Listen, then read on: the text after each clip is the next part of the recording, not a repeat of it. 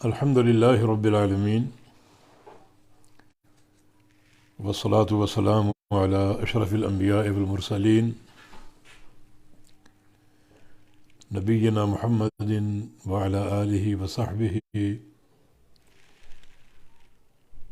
واہل طاعتہ اجمعین، اما بعد۔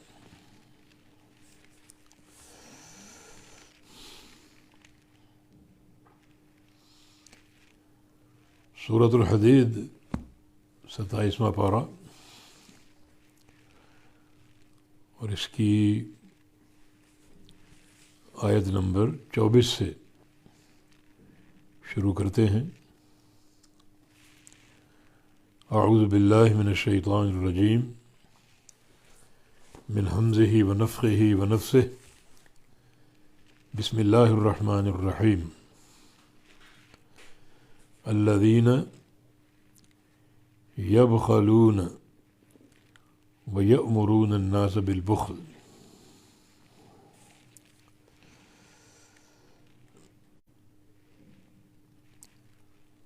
وہ لوگ یبخلون جو بخل کرتے ہیں، ویأمرون الناس بالبخل اور حکم دیتے ہیں لوگوں کو بخل کرنے کا۔ یہ الذین یا تو جملہ مستانفہ ہے اور مستقل یہ ذکر ان لوگوں کا جو بخل کرتے ہیں اور دوسروں کو بھی بخل پر ابھارتے ہیں، یعنی خود بھی خرچ نہیں کرتے اور دوسروں کو بھی خرچ کرنے سے منع کرتے ہیں۔ اس کا تعلق سابقہ جملے سے، پیچھے کیا ہے؟ واللہ لا يحب كل مختال فخور، اللہ تعالیٰ محبت نہیں کرتا ہر اس شخص سے جو متکبر ہو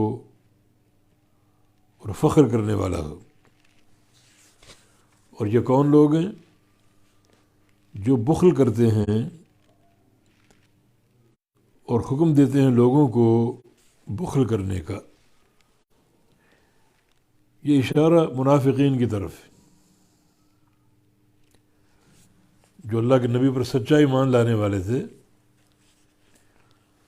وہ تو بے دریغ اپنا مال خرچ کرتے تھے، ریاکاری کے لیے نہیں بلکہ اللہ تعالیٰ سے اجر لینے کے لیے۔ وہ سچے اور پکے حریص تھے اللہ کی رضا جوئی کے اور اجر و ثواب کے خزانے اس سے سمیٹنے کے لیے۔ مگر بیچ میں منافقین بھی تھے، ایمان لانے کا دعویٰ کرنے والے، اور حقیقت میں ایمان ان کے اندر نہیں تھا۔ وَإِذَا لَقُوا الَّذِينَ آمَنُوا قَالُوا آمَنَّا وَإِذَا خَلَوْا إِلَىٰ شَيَاطِينِهِمْ قَالُوا إِنَّا مَعَكُمْ، یہ ان کا طرز عمل تھا۔ اہل ایمان سے ملتے تو کہتے کہ ہم ایمان والے ہیں، ہم ایمان قبول کر چکے ہیں، تمہارے ساتھ ہیں، اور اپنے شیاطین کے پاس جاتے، کفار کے پاس جاتے تو کہتے ہم تمہارے ساتھ۔ ان کی اس روش کا ذکر، بخل کرتے ہیں اور لوگوں کو بھی بخل کرنے سے روکتے ہیں۔ سورۃ المنافقون میں اللہ تعالیٰ کا فرمان ہے، هم الذین یقولون لا تنفقوا علی من عند رسول اللہ حتی ینفضوا، کہ وہ لوگ کہتے ہیں مت خرچ کرو ان لوگوں پر جو رسول اللہ کے پاس بیٹھتے ہیں، حتیٰ ینفضوا، حتیٰ کہ وہاں سے وہ بکھر جائیں، منتشر ہو جائیں، آپ کی مجلس سے نکل آئیں، پھر ان کو دو، تاکہ باقی لوگ بھی دیکھیں کہ یہ مال ان لوگوں کو ملتا ہے جو اللہ کے نبی کی مجلس سے اٹھائیں، اور مجلس میں موجود ہو کچھ نہیں ملتا۔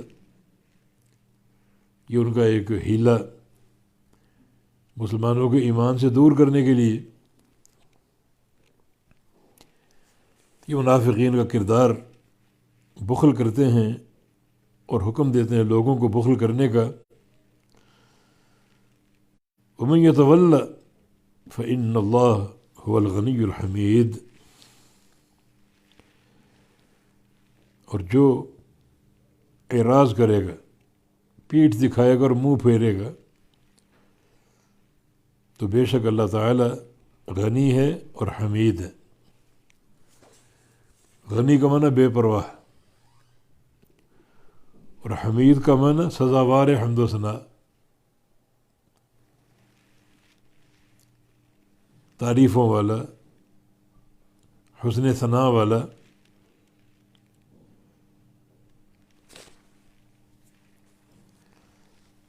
تو اگر یہ پیٹھ پھیریں گے تو اللہ تعالیٰ بے پرواہ ذات ہے، انہیں ان کی کوئی پرواہ نہیں، جہاں مرضی گرے پڑیں. اللہ نے تو ان پر حجت تمام کر دی حق ان کے پاس بھیج کر اور نبی کی بعثت فرما کر. اب یہ خود ہی اگر قبول نہیں کرتے اور گمراہی کے خریدار بنے بیٹھے ہیں تو اللہ تو خود بے پرواہ ذات ہے اور ہر طرح کی ثنا والا ہے، تعریف والا ہے، اور ہر لحاظ سے تعریف والا ہے. عطا کر دے تو بھی تعریف کا مستحق ہے، اور نہ عطا کرے تو بھی وہی تعریف کا مستحق ہے.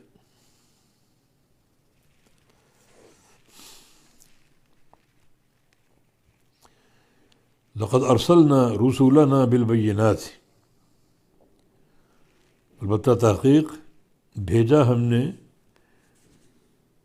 اپنے رسولوں کو. رسول کی جمع، ارسلنا ان فعل ماضی کا صیغہ جمع متکلم باب فعال سے. البتہ تحقیق بھیجا ہم نے، یہ لام قد پر داخل ہے اور یہ تاکید در تاکید اس کو علماء نے قسم کے قائم مقام قرار دیے. لقد کے اندر وہ زور ہے کلام کا جو قسم میں ہوتا ہے. البتہ تحقیق ارسلنا بھیجا ہم نے رسولنا اپنے رسولوں کو بالبینات دلائل دے کر، واضح دلائل دے کر.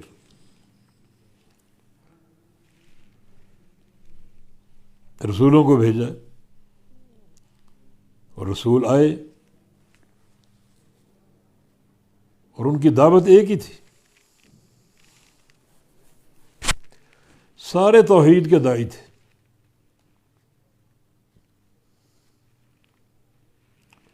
اور اللہ تعالیٰ نے بات قرآن میں بارہا کہی. وَاسْأَلْ مَنْ أَرْسَلْنَا مِنْ قَبْلِكَ مِنْ رُسُلِنَا أَجَعَلْنَا مِنْ دُونِ الرَّحْمَنِ آلِهَةً يُعْبَدُونَ. جو آپ سے پہلے ہم نے رسول بھیجے ان سے پوچھو کہ کیا ہم نے اللہ کے علاوہ کسی کی عبادت رکھی اس دین میں، تمہارے دین میں؟ ہر رسول سے پوچھو کہ آپ کے دین میں اللہ کے علاوہ کسی اور کی دعوت کا کوئی تصور تھا؟ ہرگز نہیں تھا. تو یہ انبیاء مرسلین جن کی دعوت ایک ہی تھی اور سب دلائل لے کر آئے، توحید کی آیات بینات. وَأَنزَلْنَا مَعَهُ الْكِتَابَ وَالْمِيزَانَ لِيَقُومَ النَّاسُ بِالْقِسْطِ. اور اتارا ہم نے، وَأَنزَلْنَا اتارا ہم نے، معہم ان کے ساتھ، الکتاب کتاب، والمیزان اور میزان ترازو. یہ دو چیزیں اتاریں، کتاب اور ترازو. کتاب سے مراد جو انبیاء کی کتب ہیں، موسیٰ علیہ السلام کی تورات ہے، عیسیٰ علیہ السلام کی انجیل ہے، داؤد علیہ السلام کی زبور ہے، اور بقیہ ہر نبی کو صحیفے دیے گئے. تو فرمایا کہ وَأَنزَلْنَا مَعَهُمُ الْكِتَابَ، اور نازل کیا ہم نے ان کے ساتھ الکتاب و کتاب. ہر نبی کو کتاب دی، صحیفے دیے.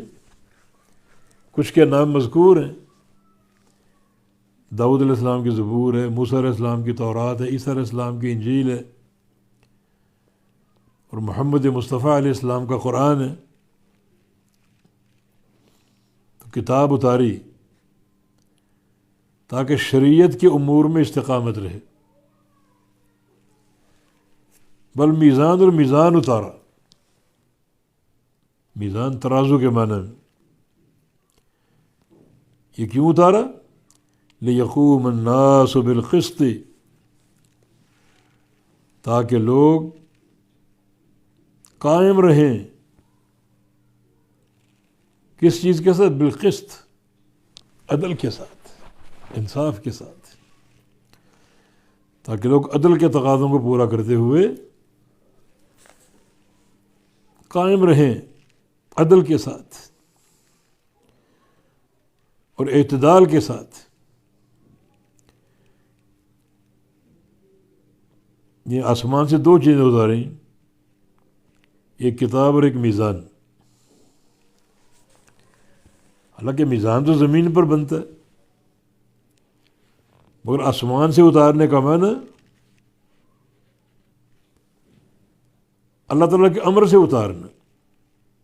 بنتا تو زمین پر ہے، اس کا بننا اور تیار ہونا، لوگوں تک پہنچنا اللہ تعالیٰ کے امر سے اور اس کے فیصلے سے.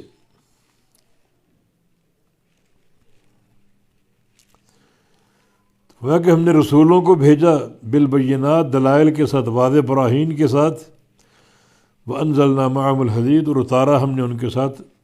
وَأَنزَلْنَا مَعَهُمُ الْكِتَابَ وَالْمِيزَانَ، اور اتارا ہم نے ان کے ساتھ الکتاب، جو بھی کتاب نبی کو دی گئی، صحیفے دیے گئے. اور میزان اتارا.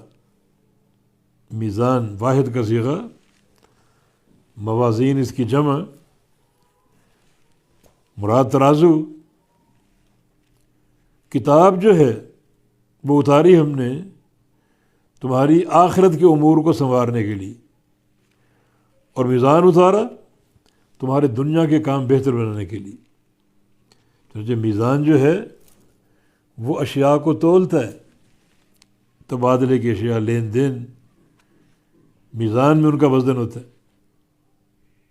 اور میزان میں وہ تولی جاتی. میزان اگر نہ ہوتا تو لوگ کیسے خرید و فروخت کرتے؟ کتنا اناج ہے، کیا بھاؤ ہے، وزن کیسے بنے گا، لوگوں کو پتہ ہی نہیں چلتا. تو اللہ تعالیٰ نے ایک طرف کتاب دی، دوسری طرف میزان. کتاب کیا ہے؟ امور شریعت کو پختہ کرنے والا، خطبے کے اندر خیر خواہی.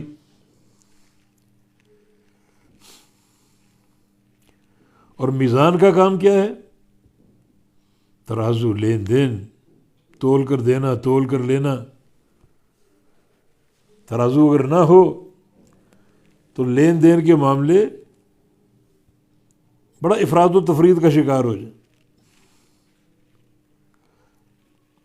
تو گویا کتاب اور میزان دو چیزیں، ان دو چیزوں کا اہتمام، ان دو چیزوں کی عملی تنفیذ دنیا اور آخرت دونوں جہانوں کی ساری مصلحتیں پوری کرنے والی.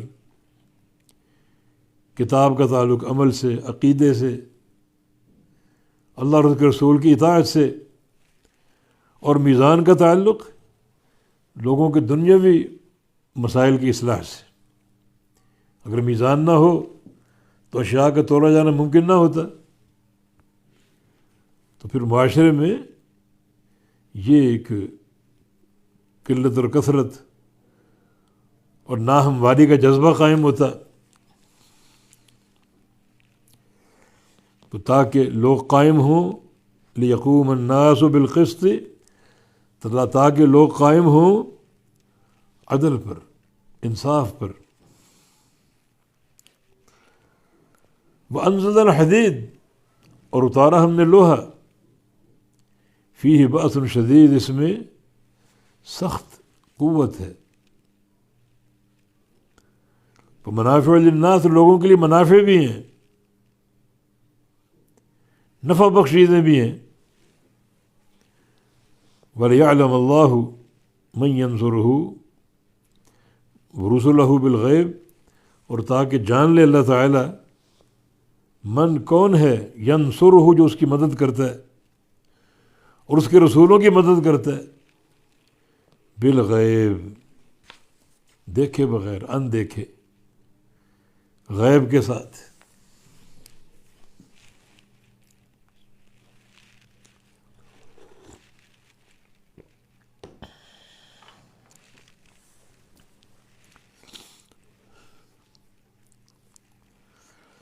سبحان اللہ۔ تو اللہ رب العزت نے اپنی ان نعمتوں کا اظہار فرمایا کہ ہماری ان نعمتوں سے تمہارے دنیا اور آخرت، دنیا اور دین دونوں کے معاملوں کی سیٹنگ ہے، اور دونوں چیزیں ایک استقامت اور اعتدال پر قائم ہے، اور معاشرہ افراد و تفرید کا شکار نہیں، ناہمواری کا شکار نہیں، بلکہ عدل موجود۔ دین کا عدل کیا ہے؟ انبیاء کی اطاعت، اور جو وہ دین لے کر آئے سچا دین ہے، وہ بینات کے ساتھ آئے۔ تو انبیاء کی اطاعت، ان کتابوں کو اختیار کرنا یقیناً اخروی کامیابی کی ضمانت ہے۔ اور جہاں تک دنیا کا معاملہ ہے تو دنیا کے امور چلانے کے لیے اللہ نے میزان اتارا، وہ ترازو جو تمہاری خرید و فروخت کے کام آتا ہے، اشیاء کو تولتا ہے، تول کر دیتے ہو، تول کر لیتے ہو۔ تو یہ معاشرے کی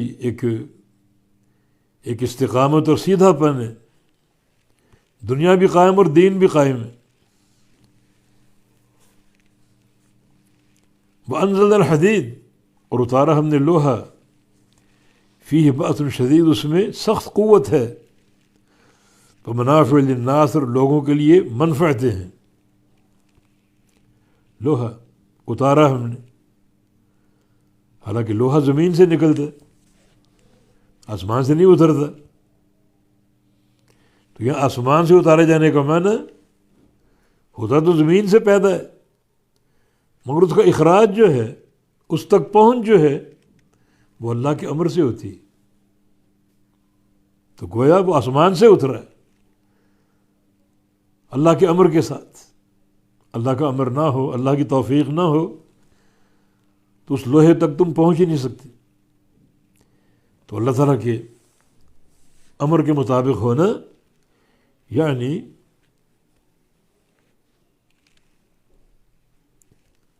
آسمان سے اتارا جانا، کہ اللہ کا امر آسمان سے آتا ہے، حالانکہ عملی طور پر لوہا زمین سے نکلتا ہے، مگر انزلنا فرمایا کہ ہم نے اتارا لوہے کو، فیہ بأس شدید، اس میں سخت قوت ہے، ومنافع للناس، لوگوں کے لیے منافع ہیں۔ قوت کیا ہے؟ جہادی قوت، اس سے تلواریں بنتی ہیں، ڈھالیں بنتی ہیں، زریں بنتی ہیں،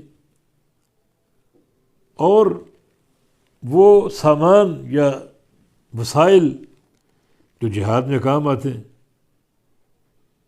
یہ لوہے کے منافع ہیں۔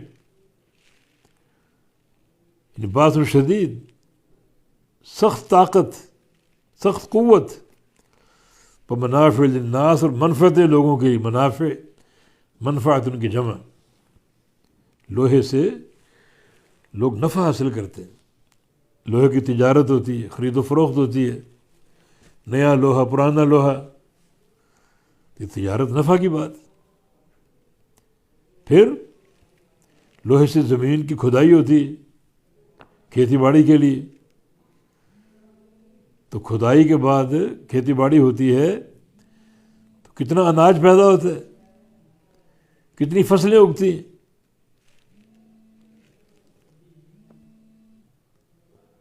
تو یہ لوہے کا استعمال، اس میں سخت قوت بھی ہے جو جہاد میں کام آتی، دشمن پر غلبہ پانے کے لیے، اور منفعتیں ہیں، لوہے کے بے تحاشا کام ہیں.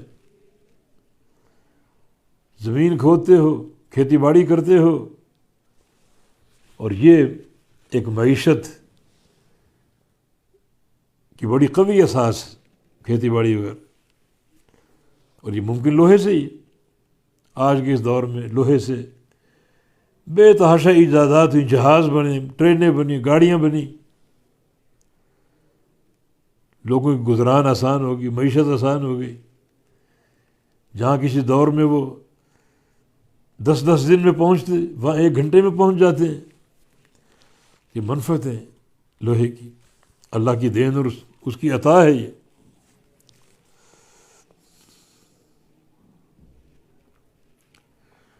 وَلِيَعْلَمَ اللَّهُ مَن يَنصُرُهُ وَرُسُلَهُ بِالْغَيْبِ، اور تاکہ جان لے اللہ تعالی من کون ہے، ینصرہ جو اس کی مدد کرتا ہے، ورسولہ اور اس کے رسولوں کی مدد کرتا ہے، بالغیب بن دیکھے. دیکھنے کی ضرورت نہیں، بس اللہ کا امر، اللہ کے رسول کا امر پتھر پر لکیر ہے، اس کو اختیار کرتا ہے. اختیار کرنا اللہ کی مدد کرنا ہے، اس کی تنفیذ کی کوشش کرتا ہے، جس کا من اللہ کی مدد کرنا ہے.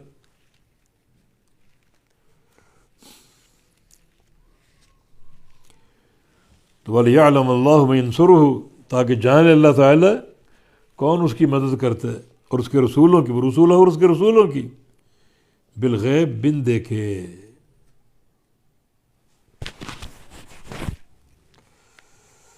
ان اللہ قوی عزیز، بے شک اللہ تعالی قوی ہے، قوت والا ہے، اور عزیز ہے، غلبے والا ہے. پوری کائنات پر غالب کبھی مغلوب نہیں ہوتا، نہ اس کو مغلوب کر سکتا ہے، نہ کوئی عاجز کر سکتا ہے، نہ کوئی غافل کر سکتا ہے. یہ تمام صفات نقص اللہ ان سے پاک ہے. تو اللہ تعالیٰ نے یہاں ایک نظام وضع کیا ہے جس کی کئی عناصر. پہلا عنصر کیا ہے؟ دین. اللہ نے کتاب اتاری، انبیاء کو بھیجا، اور پوری قوت سے وحی بھیجی. اور دوسرا ترازو اتارا، تاکہ ترازو کے ذریعے تمہارا خرید و فروخت کا نظام قائم ہو جائے، کسی شک و شبہ کے بغیر، کسی ریب کے بغیر وہ نظام قائم ہو جائے. گن کر تول کر دینا، تول کر لینا، کسی بھی انحراف کے خلاف.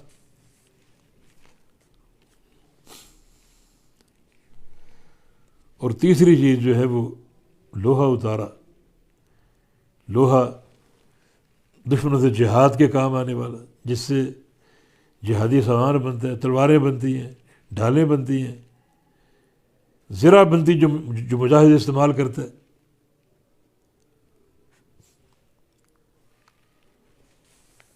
اب جو 3 چیزیں ہیں، ان میں دین کی مصلحت، دنیا کی مصلحت، اور پھر اللہ تعالیٰ کی مدد سے جو اعداء اور دشمن ہیں ان پر غلبہ پانے کا پروگرام، یہ سارے پروگرام یہاں بیان ہیں.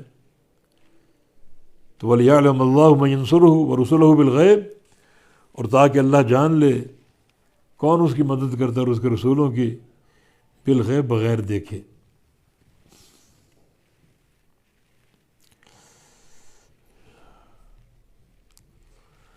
ان اللہ قوی عزیز، بے شک اللہ تعالیٰ قوی ہے، طاقت والا، اور عزیز ہے، غلبے والا. تو اللہ تعالیٰ ہمیں کتاب و سنت کا فہم عطا فرما دے، اور فہم کے بعد عمل کی توفیق دے. وآخر دعوانا الحمد للہ رب العالمین.